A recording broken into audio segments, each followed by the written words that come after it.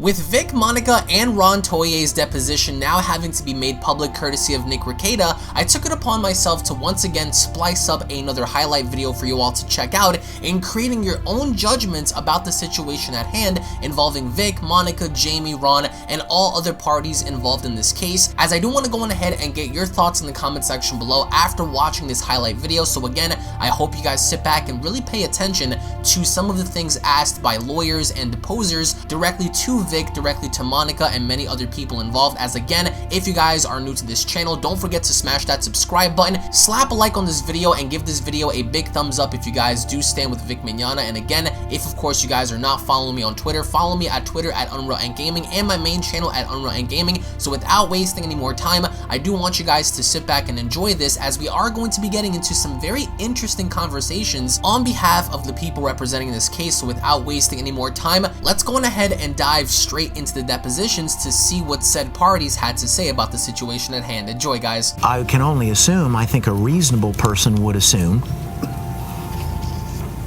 that there were entities at Funimation that did not like me for whatever reason and wanted me gone, did not want me to play the character Broly that I'd been playing for 15 years. And so to ask me the question, your question was who at Funimation would do that? Well, when I think it's been established there are people at Funimation that don't like me much and wanted me gone. Well, when you say that there are people at Funimation who don't like you much and wanted you gone, who are you referring to specifically?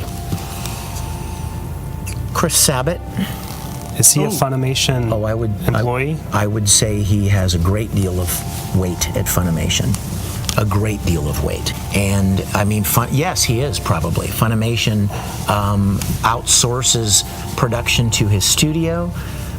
Chris Sabat has been involved with Funimation since Funimation was in the Frost Bank building on 820 when I started working there. So Chris Sabat, for one. My belief is that date was chosen to piggyback on the popularity of the Broly movie.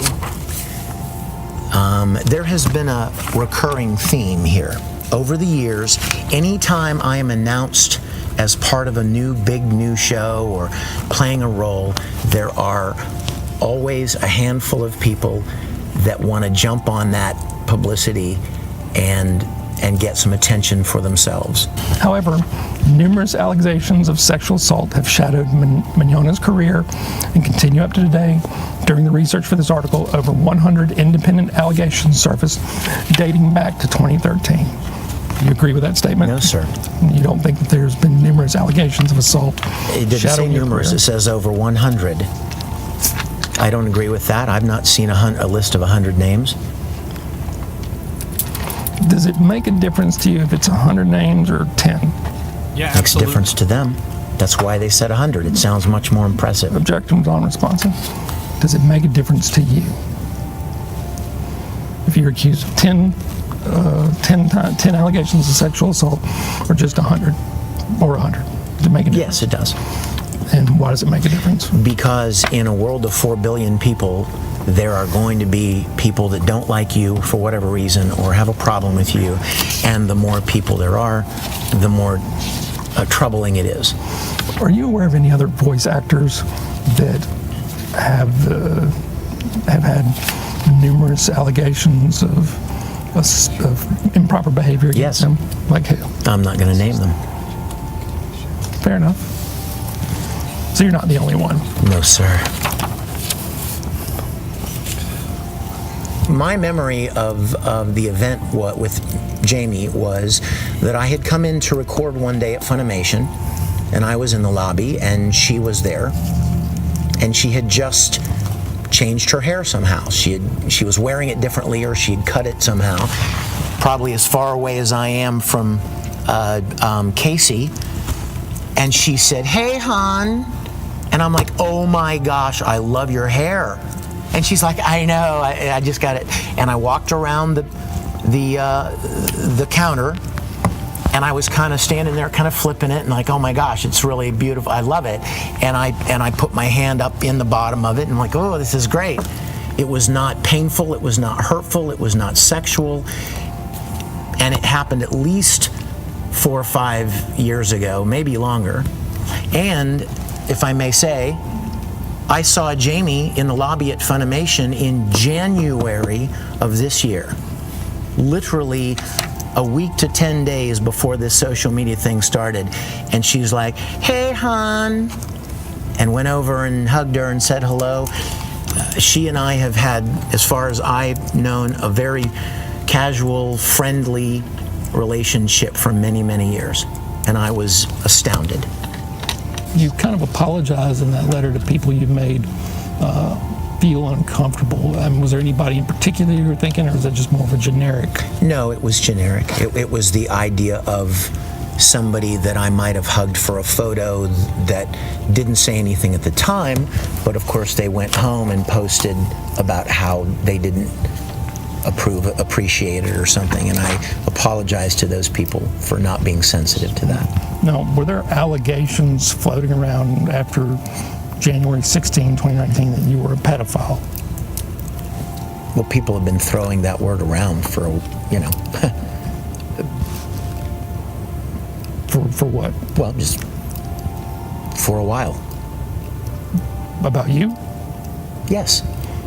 For how long? I don't know. I mean, when's the first time you can recall? I don't recall. Like I said, there are people out there that see me hugging someone for a photo in front of 300 other people and 25 video cameras. It's purely for the photo, and they decide somehow that I'm a pedophile. There is no evidence of that. There's no proof of it. There are no charges. There are no convictions. Well, first of all, I don't believe they really had any legitimate reason to do what they did. After the conversation ended with Miss Denbo, I honestly believed that when they called me back, they were going to say, "You're on some kind of probation for a year," you know what I mean? And if we have any other complaints, then, you know what I mean? That's really what I thought would happen. So when they terminated me, I was surprised, to say the least. And the last thing she said was, like I mentioned earlier, we're not going to be making any public statements. And then a week later, roughly, a week or 10 days later, Funimation, someone at Funimation, from Funimation's account, tweeted that I was being replaced, and they continued to tweet that they don't condone sexual harassment, which any reasonable person would infer that that's what they were terminating me for. And that did an enormous amount of damage. Todd Abercorn is the person that introduced you. Yes, well, may I Sure. revise that? What I mean is, I understood that they had helped him craft a statement. I didn't know what to do or how to respond to everything that was happening, so I reached out to them to see if they could help me as well. Todd did not call me and say this is their name and number. Now, did you know Jessica and Cliff outside of? No, sir. That's the first time you'd ever met? Yes, sir. And so that would have been sometime in 2019. Yes, sir. And do you know are they local to Dallas? No, sir. I believe they're in Florida. Okay. And did you pay them? Yes, sir. And did you meet them in person to discuss the No, sir. issues? If you turn to Exhibit 8, page 9.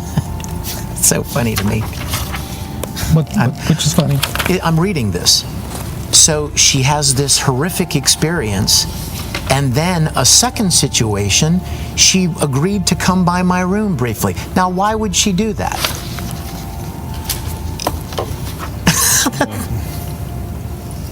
I'm sorry. I didn't even, like I said, some of this is still kind of fresh. I apologize for not really considering, that while there may be 500 people who appreciate that kind of kindness, there may be a few that don't.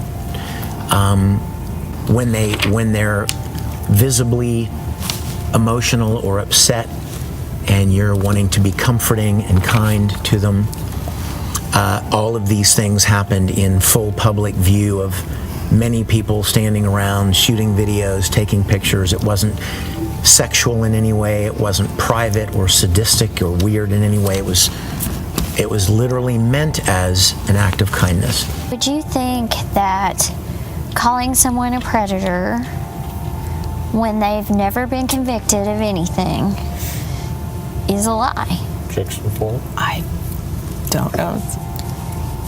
That film, Dragon Ball Broly, was the third highest grossing anime film in the United States. Does that sound right to you? Were you pretty pleased with that success level? It was, it was a privilege. I was really proud to be a part of it. I mean, I played this character for 15 years, and he would be in video games and stuff, and when I would do events, fans would always say, "Oh, I love Broly, he's my favorite character in Dragon Ball. When are they ever going to do anything more with him?" And I would always say, "I don't know, wouldn't that be fun?" And then when this movie was announced, you know, I was really excited about it. That's a big deal, you know, third highest grossing. And I assume that brings with it a pretty significant fan base.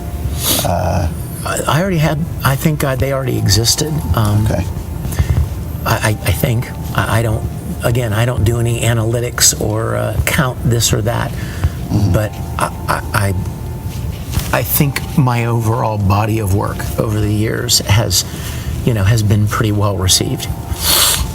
And I believe you said this earlier, but if you had distanced yourself from Vic, why would you have sent the kissy face emoji? Because it's my job to put up appearances and make it appear as though everything is great, but also, like I said in my statement, I made every effort to try and move past that event, thinking it was a one-time thing with me alone. And I wanted to forgive him. I wanted to believe that he was a better person than that. Could you just have said, "I had fun"? Objection 4. Yes, but if you look at my Twitter, you'll see that I use emojis all the time.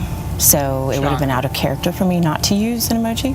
Oh, yes, I use everyone. hearts constantly. If you turn to Exhibit 8, page 9, It's so funny to me. which is funny. I'm reading this. So she has this horrific experience, and then a second situation, she agreed to come by my room briefly. Now, why would she do that?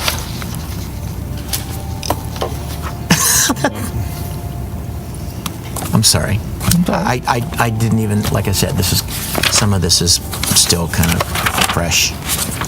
Yesterday, when Ron gave his deposition, he had indicated that a lie could be just not telling about something. Do you agree with that? Objection 4. To me, a lie is knowingly telling a falsehood. I can't speculate what Ron thinks it is. But I have never encouraged anyone to do anything hateful or negative, attacking, certainly not death threats. And anybody associated with you, do you know if they've encouraged that type of behavior? No, sir. I've heard people tell that they've received death threats, and I've also heard that every time they're put on the spot to produce said death threats, they never do. I don't know if that's true or not. So I've heard the buzz, but I don't really have any personal knowledge. Right. And did you tweet on February 11th, 2019 at 8:09 p.m. that Vic is the legal definition of harassment? That was not my intent. There's a typo. I didn't even realize that I had accidentally said he's the legal definition. I meant to say, here's the legal definition of harassment. And I didn't realize it was a typo until I was sent my takedown notices. Did you take If it you down? read the entire thread, you can see that I was being harassed, and so I was trying to explain to children that don't understand what harassment Did you take is. it down? Okay. And what is your definition of harassment? Harassment to me is constantly bugging and picking on someone, even after they've repeatedly asked you to stop, or I can't answer said questions, or whatever, to the point of being a nuisance or a threat. So, I mean, it's kind of an assumption. They didn't call me and say, Jamie Lynn Markey and Monica Rial you know what I mean, contacted us, but they did tell me that it was the public comments by the voice actors that led them to ultimately cancel me. So it was the public comments, not necessarily a direct contact by a particular voice actor to the convention. I don't know. Okay. I don't know if there was any direct contact or not. So sitting here today, you don't know of any conventions that Jamie directly reached out to, correct? Not yet, no, not at present. Would you agree with the proposition that at least 40% of the people in Reasonable Rangers are underage? No, sir, And why do you disagree with that? because I have no idea. So it could be more. Or less. Or less. Is there any kind of age entry that a person has to put when they get into, when they become a Reasonable Ranger or sign No, up? sir. It's a fan club. People who are fans of something join voluntarily. Statements made in the Anime News Network article about you that damage your reputation. Yes? Do you associate anything that any of the defendants in this lawsuit have done with the publication of this article? I don't know. They could have. I don't have any knowledge either way. About the middle of the page, it says, the thread quickly spread with over 4,000 retweets at the time of this writing and over 400 comments, many relaying their own negative experiences, including unwanted and unsolicited physical interaction from the Full Alchemist voice actor. Did I read that correctly? Yes, sir. All right, and you are the Full Alchemist voice actor? I suppose so. All right, and you would agree with me this article is written about you? Yes, sir. Okay. Do you agree with me that that particular thread accusing you of things on January 16th spread like wildfire? I assume so. Do you attribute anything that any of the defendants did to it spreading like wildfire? I can't answer that. Possibly. I don't know. Okay. Online blog called the Tao of Dragon Ball. No, sir. Don't know if that's popular with Dragon Ball fans or not. It may be. I don't know. Were you aware that the Tao of Dragon Ball wrote an article about you? I'm sorry? Were you aware that the Tao of Dragon Ball wrote an article about you titled? I don't. This period was very, Okay. So, I don't know specifically. all right. As you sit here today, have you ever read this Exhibit 5? Not that I recall. Okay. So you don't know what it says No, sir. about you one way or the other. No, sir. And so you can't comment on whether or not you blame any of the defendants for any of the information in it. I mean, you don't even know whether or not the article is defamatory. I don't, but I would lay odds that it is. Shall we read it and find out? All right, I'll represent to you that this article was posted online on February 1, 2019. When you print it out, for whatever reason, it didn't print out the date. So you hear me? All right, so I want to turn to page 3 of Exhibit 5. Okay. All right, first full paragraph, second sentence reads, however, numerous allegations of sexual assault have shadowed Mignogna's career and continue up to today. During the research for this article, over 100 independent allegations surfaced dating back to 2013. You agree with that statement? No, sir. You don't think that there's been numerous allegations of assault? It didn't say shadowing your numerous. career? It says over 100.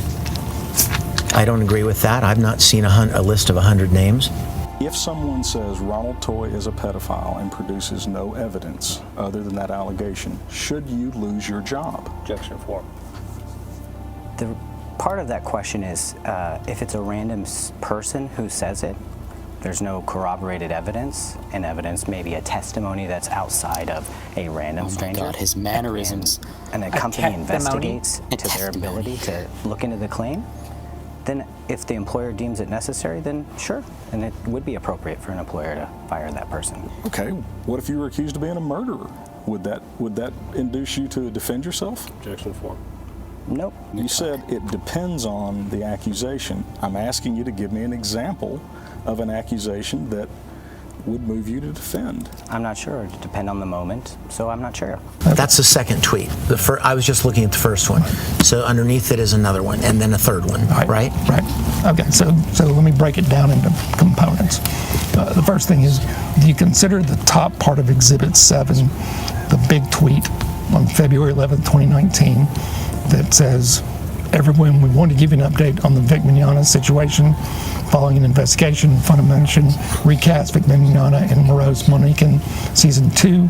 Funimation will not be engaging Mignogna in future productions. Do you consider that to be defamatory? No, sir, that's not the big tweet. The big tweets are the follows. The two smaller ones. Right. And when I say big tweet, I'm just saying it's physically bigger. I was going to say, okay, I thought you were right. Big as in important. Right, so. Sorry. Right, so it's the two tweets below, what we call the second and third tweets, that you would consider to be defamatory, yes, correct? Sir. The reason you consider them to be defamatory is what? Because they clearly imply that I am guilty of harassment, threatening behavior. There's no proof or evidence of that. And if I'm not mistaken, Funimation on the phone told me that they were not going to be releasing any public statement. When they terminated me, I should say Sony, in the conversation they called me and terminated me, they said they would not be releasing any public statement. And shortly after, I can't remember, a week, 2 weeks after, maybe a week, they released these tweets publicly. Okay. Were there any other tweets other than these tweets? Not that I'm aware of.